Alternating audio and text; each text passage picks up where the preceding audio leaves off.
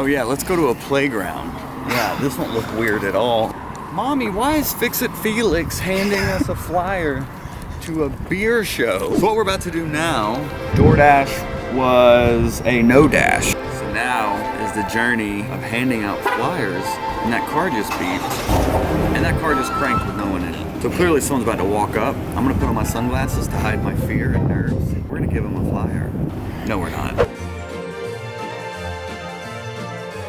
Y'all like comedy? I got a comedy show on Thursday. Sweet. I've done them a few months now, so I'm trying to let the city know about them, you know? Okay, We should put some flyers up around. Yeah, check out the DC Lounge. Do you like comedy? Do you smell drugs? It smells nice. It smells really nice. Hello. How are you doing? How's it going? I'm Joel. I'm Derek, Joe. Pleasure Derek, nice to meet you. Give me the flyer and I'll email it to everybody. Word? Yeah, of course. Look, honey, it's working. Comedy is working. I can scan this and this is perfect. Scan it in? Yep, and I'll blow it up and I'll make it look nice. Won't he do it? He'll take you to it. He'll get you through it. Joe, you know that. Thank you so much. I appreciate your You're help. welcome, Mr. Joe. You have a great day. You too. Okay. I maybe gave him too many.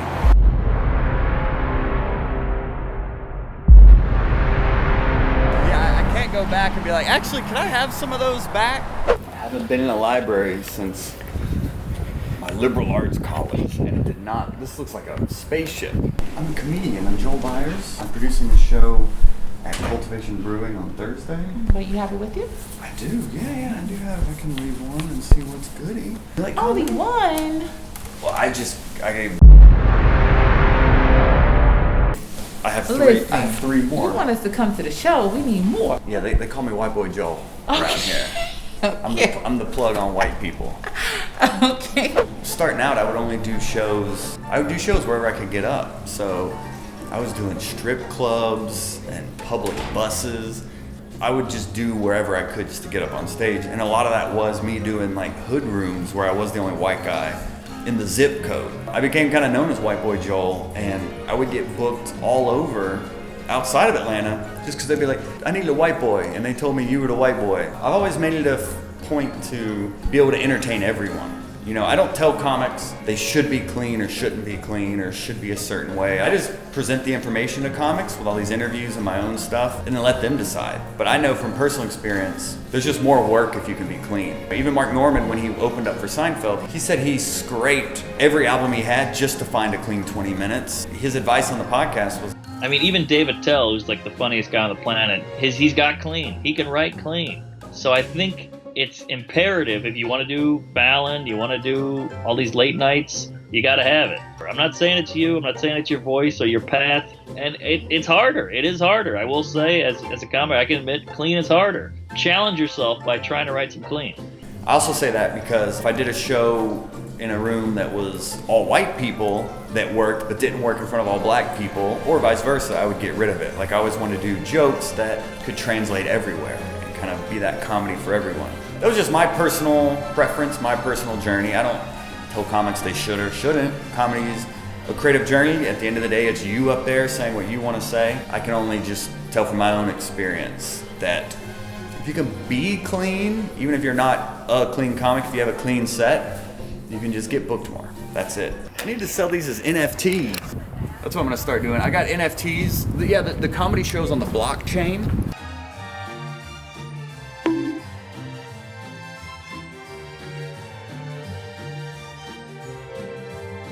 This is the invisible work that people don't really get as a comedian. I mean, all people see, oh, they got a Netflix special and they have this really popular podcast. What people really see are like the 1% of comedians. People don't see the other 99% of people like figuring it out. Some people are just Christian comedians and they perform at churches. Some people are just college comedians, corporate comedians.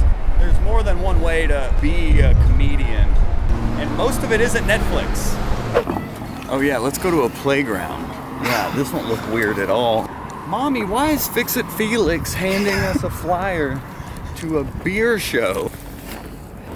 Right there, no handing out flyers to your dumb comedy show. Is this your store? It is. Nice. Thank you. What is it? Gifts and the home decor, everything. Half these videos are just me panicking. But we're showing the process, see? Just like early years of being on stage. It's just all panic. That's how you learn anything, though, is by doing. Or by not doing, which is handing out flyers to people. That's how I justify it. That's how you learn, by doing. But you first don't do to learn that you should do. Very wise. If a comedian is awake at 7 a.m., they've been up all night.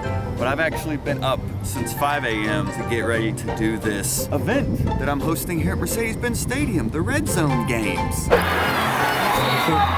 a miscommunication. They thought I was a DJ. One of them just asked me if I was the owner of the Falcons.